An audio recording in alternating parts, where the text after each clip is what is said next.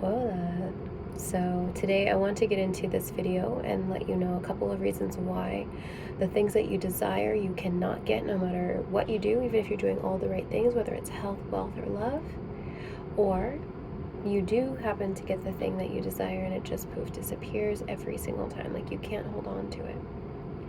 I'm sharing these knowings, these findings, these learnings that I have spent over 10 years on, and also I have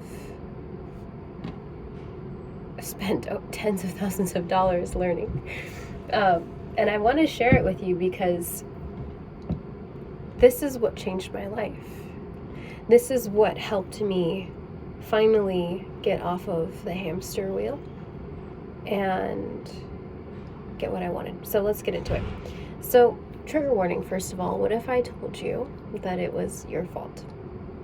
What if I had you sit down and rate all the different areas of your life, your health, your wealth, your finances, your love life, your job versus career, your fitness, your friendships.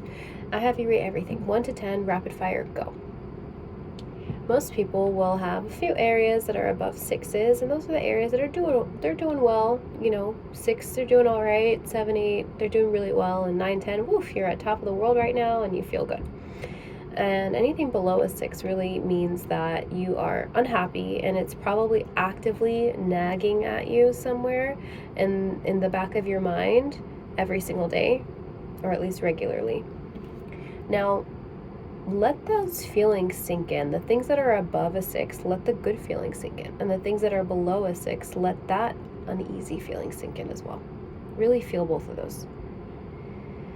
Now, anything under a 6, though, also give some celebration to, because that means you have a lot of energy. Underneath whatever block is blocking you from getting that thing, you have a lot of energy. And once that energy is released, it's just going to take off. And that's when you'll experience what some people call quantum shifts. So looking around, though, the good and the things that aren't as desirable to you are all you're doing, whether you realize it or not. The reason I say this is because, now I did say it's your fault, but you're not necessarily to blame, because that 95% of you, of your mind, is subconscious. That means 95% of your reactions, your actions, your likes, dislikes, your reality, and most importantly, your beliefs are held underneath your conscious mind. They're held underneath the surface, and that makes up 95%. The 5% is conscious. The 5% is the part of you that says, yeah, I want to make $20,000 a month. And then the 95% of you is saying, no, that's not safe. We don't like rich people, la la la, all these different things. So they won't be in alignment. And what's even more, you know what? That's too advanced. We're going to keep it simple today. We're going to keep it simple. Actually, you know what? We're not going to keep it simple. I'm going to tell you exactly what's more about that. When you, that 5% of you is wanting something, desiring something, that in and of itself means that you do not have the thing. And this is something I really teach my one-on-one clients how to fully embody, because without this, all of the law of attraction, the law of assumption, the scripting, the subliminals, the hypnosis will not do anything permanent. It can give you like quick little one-off manifestations, but permanent shifts will not happen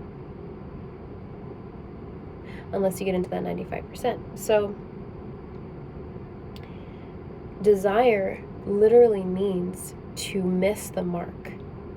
And I'll put an article in the description box for you to look this up yourself. I believe it has the words desire and consider, which have the same Latin sidrus or sidra at the end of it, if you read the original form of those words. Desire means away from, off of, missed. So you are literally missing your desire, missing what you want, missing the mark when you desire with that 5%. I really want to be in a healthy relationship. I desire a healthy relationship. I want to be in a healthy relationship. That very feeling is keeping you far away. So two things are happening. You're keeping yourself, you're literally telling the universe with your conscious mind, I desire this. Which means I am missing the mark of this. I am missing the aim of this. You're telling the universe that with your conscious mind, but you think you're saying you want it, like, please give it to me. It doesn't work like that. And with the subconscious mind, you're saying, I don't want a relationship, actually, it's really unsafe. Men are fill in the blank, or women are fill in the blank, or I'm better off single, or whatever the beliefs are. I don't really like to repeat them if I don't have to.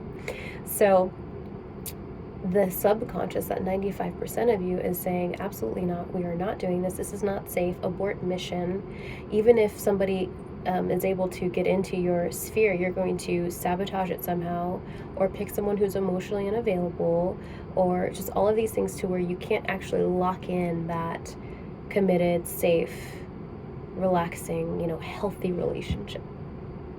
Because you didn't address that 95% that's saying, do not pass go, like, get out of here.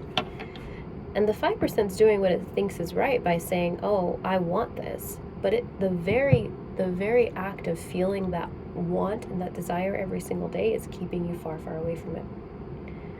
Okay, Rain, like, great. 95% of it is under my conscious. I don't know what's going on. It happened before I was 7, and I'm doing everything wrong. So what do I do? Okay, let's get into it. So, first off, one of the first things you need to do is to, with that understanding of desire, and with that understanding of what your subconscious is ruling, you have to learn how to properly utilize these two tools that are constantly, the subconscious is constantly sending out directions to the universe. The subconscious mind is constantly saying, hey, this is what I wish for, and the universe is saying, your wish is my command. And it goes in a loop back and forth like that.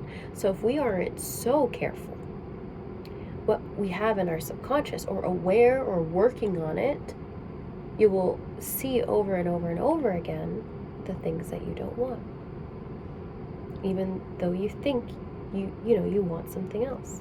That 95% of you doesn't want it, so it's not gonna happen, or it's not gonna stay with you.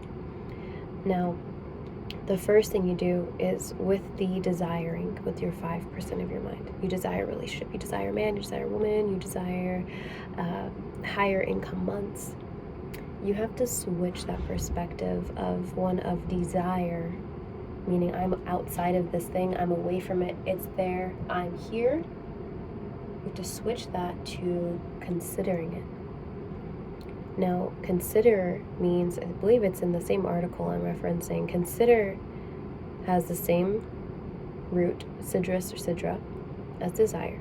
So that means the mark, the aim, the thing, right? The thing that is the object. Consider means with, to think upon deeply, to observe. So whenever you find yourself wanting something, or you see yourself as the person, like, close your eyes, see yourself as you, see yourself as who you are, and notice that you see yourself as someone who doesn't have that thing that you're wanting. You see yourself as a single person. You see unhappily single. You can be single and happy, but you see yourself as unhappily single. You see yourself as not with the money that you want. You see yourself as not as fit as you want, whatever it is. Now, you're seeing a person who desires, and that's who you're telling the universe that you are. So to better use your conscious mind, what you need to do is change that inner mirror, and that's what I really work on when it comes to clients with embodiment. So changing that inner mirrors every time. Now, the way to manually do this, and it does help, you still need to work on 95%, but it does help, is to, every time you close your eyes and think about yourself in the present moment as somebody who already has that thing. now. Like, you have it now. That's one way. And a good exercise for that is meditation, visualization, meditation. If you're not great at visualizing, that's okay. It's a muscle. You just got to keep going in there and doing it, and it'll get easier and easier. I actually have higher self meditations, merging with your higher self meditations on my channel. Please check them out because they're really helpful. That is one of the number one tools that I teach and keep in my own life, and the practices for solidifying myself as a person who has what I have now, therefore being that person instead of wanting to be that person. So I'm becoming that person instead of desiring to be that person. Really, really cool practical tip for you to do. Okay, the practical is the meditation, and the everyday one is to whenever you think about yourself, like if, say it's a diet thing and you want to not be somebody who eats chips, don't say, oh, I eat 3 bags of chips every time I sit down and watch TV. Say, I am a healthy snacker. I love baby carrots and cucumbers or whatever it is. So that's one practical tip. And yeah, you can use scripting if visualization's not so easy for you, but it's going to take forever, frankly, if those are the only tools you're using and you're not working on the subconscious. You have to work on the subconscious. Now, this is so very important. I am, if you can't already tell by the etymology lesson here, kind of a nerd, and I love to use science and esoteric ancient learnings and bring them into the modern day to create real lasting change. Like, if you're my client, I don't want to see you for the rest of your life. I want to see you maybe once a year. Maybe if you need help with a blind spot, you can't see what's going on, you need somebody you trust to talk you through things. But I want to meet you, give you tools, and send you on your way, which people say is a poor business model. I don't care. I want everybody to have these tools. Now, one text that I read was the Bible. I've read the Bible, I've read the Quran, I've read many of the major and some minor religious texts. And the Bible is really interesting because Jesus speaks so much about energy and heart and manifestation and mindset. And it seems to have been changed throughout the years to seem like he's not talking about any of those things, but he's giving us a practical toolkit of what to do. I believe that's my belief that I've come to with my learnings. If you believe something different, totally respect you. Now, the verse, I wrote it down here, is that I really love. It's one of my favorite verses, but I always use the shortened kind of cliche one of it. So it's Matthew 25:29, and it says, to he who has much, more will be given, and he will be given abundance. But he who does not have, even what he does have, will be taken away. Now, there's another translation that starts that off that says, to those who use well what they have now, more will be given. But to those who don't, even what they have will be taken away. I like the older version more, the first one I said. And basically, if you want to distill that, it means the rich get rich and the poor get poorer. That's where that kind of cliche comes from. And what does that mean? Because at surface level, that sounds pretty horrible, right? Like, okay, there's no hope. I shouldn't even try. Like, this is just what it is. Life is always going to be like this. Great. Done. What he's talking about is an abundance mindset.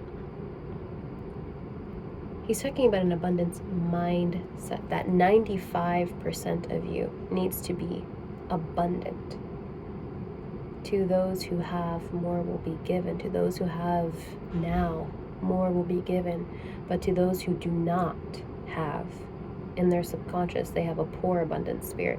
Even what they have will be taken away. You're basically telling the universe what you have a container for. Like, yes, I can hold all of this. I hold this already. I can hold more. When you have an abundant spirit, when you have a poor spirit, you can't hold anything. And a practical example of this is something from my life. Like, I was working 3 jobs, and had nothing to show for it. I was trying to get out of debt. I was trying to have savings. I was trying to take care of some health situations. So I worked all of the time and things just kept getting worse. I kept digging a bigger hole. Like, it seemed like I don't have money, and now I have less money. What am I going to do? The poor get poorer. It felt exactly like that. It was horrible, and I will never forget that feeling of being on a hamster wheel and doing all of the right things, spinning. Oh, I got some more money, and then, oh great, there's another bill, the money's gone, and now I even owe more from that bill than the money that came in, so now I'm in a bigger hole.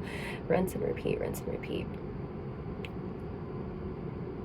That was horrible, and that's because I had a poor abundance mindset. So that is one of the first things that you really, really need to come to terms with, is that you are controlling it. You can't blame him or her or your boss, or you cannot.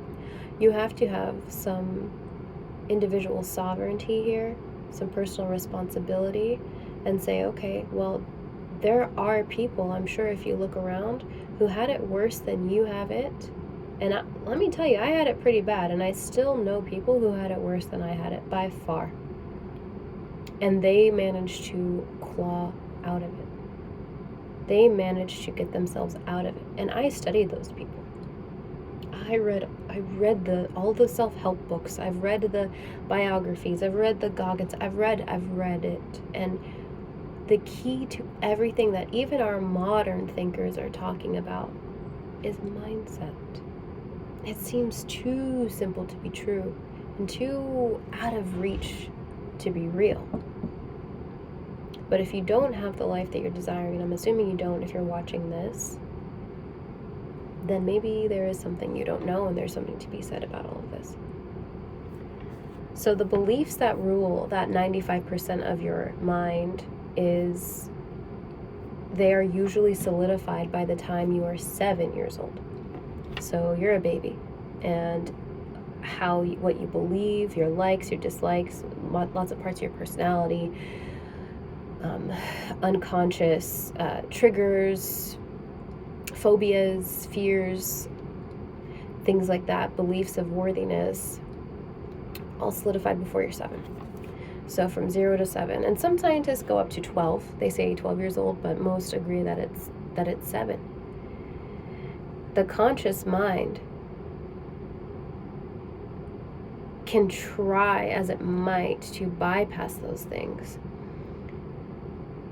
but it's only 5% of you. It can't. And your beliefs, remember, so we're always manifesting all of the time. Your beliefs are continuously on that loop to the universe, continuously telling the universe, this is who I am, this is what I want, or this is who I am, this is what I have, this is what I can contain, this is who I am, this is what I have now, and this is how much I can contain. It's a continuous loop. And the conscious mind, by screaming its wants and desires out all of the time, is saying, I don't have this. This is what I don't have. This is what I don't have. This is what I don't have. So by not taking care of both of these areas, you're fighting a battle that you cannot win. So I gave you kind of a practical thing you can do for your conscious mind. Another really, really important thing to do, which most people don't do, and if you do it, you are leaps and bounds ahead of most, because people do not like this at all. And it's one of the biggest ways you're telling the universe that you're ready to listen to it, work with it, and quantum shift. So for a week, I have something on my stan.store. It's free. It's called the vibration tracker or something like that. It's just a bunch of wallpapers, phone wallpapers. What you want to do is put them on one of your screens in your phone, either the lock screen or the home screen, doesn't matter. Or put it in a calendar event. I don't really care what you do, but you need to put it somewhere where you're going to see it all day long. You can look it up too. I believe it's in Abraham Hicks' book. Really powerful. So it's going to have an emotion tracker. Emotions are incredibly powerful. Emotions literally can take energy from your body, and they hold weight. The more emotions we don't want to stay in, anger, disappointment, grief, sadness, all of those are very heavy, and they take energy. They take energy to process in our physical body. and they take energy for our mind to process as well. You want to keep yourself as light as possible, energetically speaking. That means having the most positive or neutral feelings that you can. Now, I see a lot of people online saying, oh, you have to always be happy. And now some people are saying, no, you can be pissed and you can be upset and you can be nasty. And it's like, both of those people, I believe, are a little off. The whole point is, who are you being most of the time? Are you mostly positive? Are you mostly content? Are you mostly optimistic?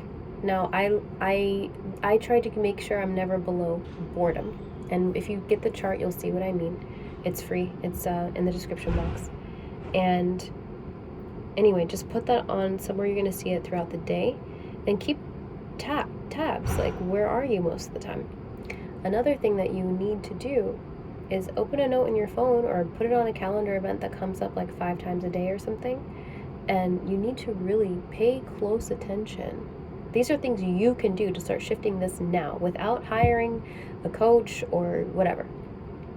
Buying a course. These are things, practical things you can do right now. And this is what I do alongside my one-on-one students, frankly. Like, I do this alongside you to get as deep as we can possibly get.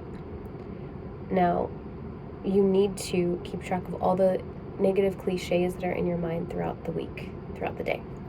Negative cliches. Money doesn't grow on. All men are.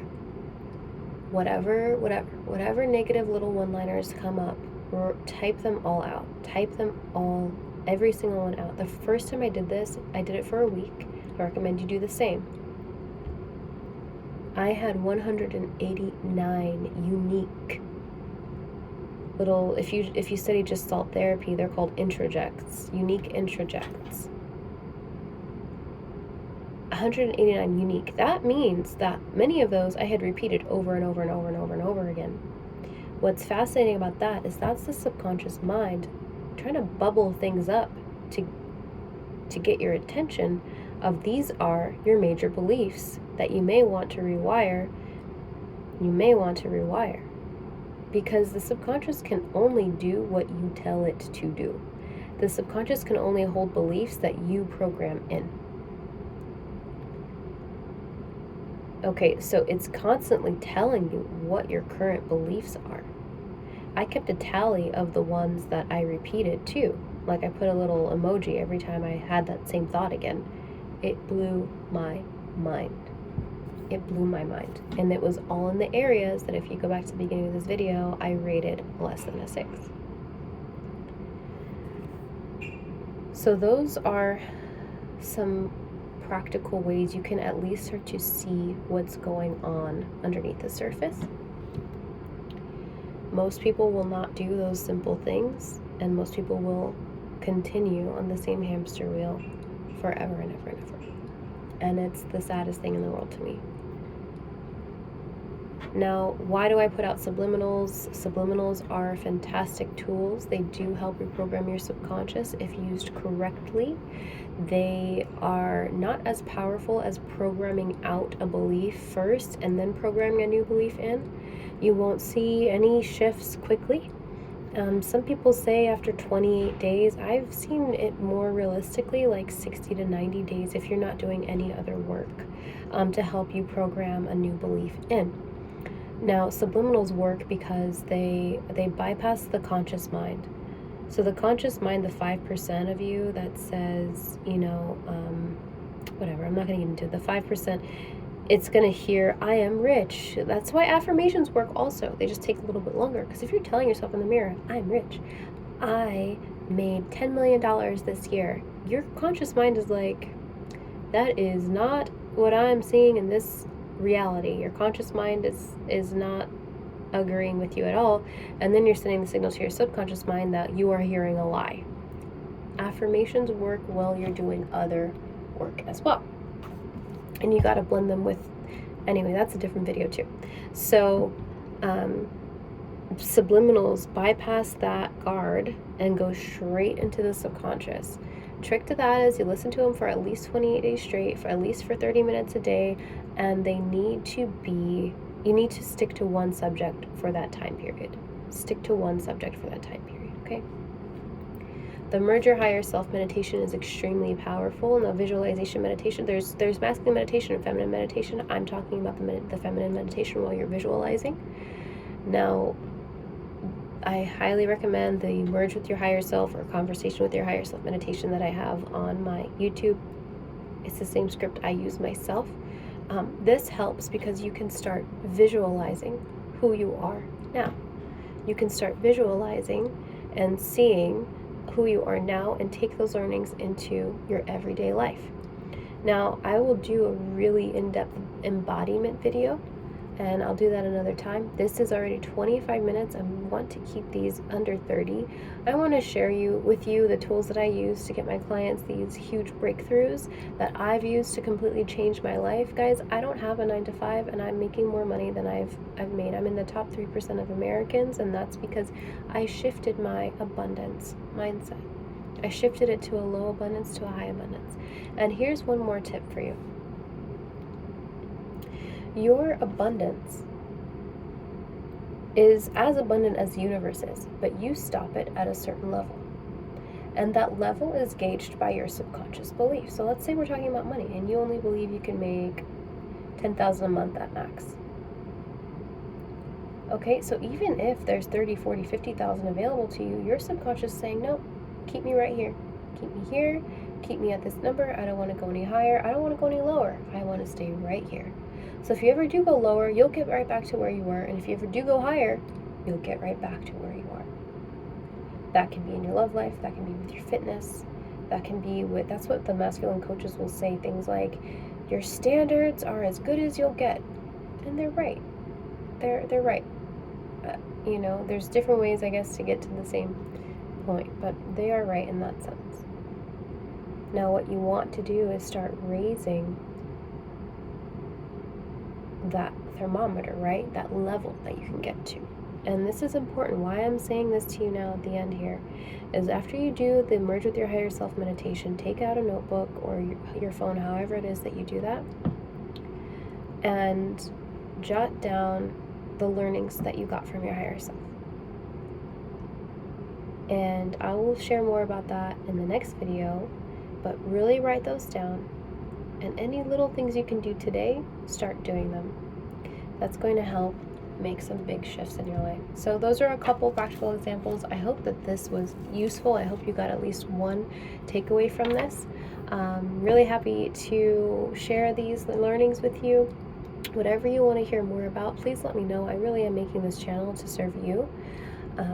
I will start by just speaking about the things that have always been on my heart and the things that I've learned that I believe will be safe to share on well, you're anonymous to me platform. I don't know who you are. I don't know who's watching, and then we'll go from there. But thank you so much. Subscribe to hear more. I'm going to continue to put videos like this out, but even more so breath work, meditations, hypnosis, more subliminals, tools for you to use. I'm going to put them in a playlist called, well, they'll be individually labeled for you, okay? So that's all. Have a beautiful night or day wherever you are. That's it, bye.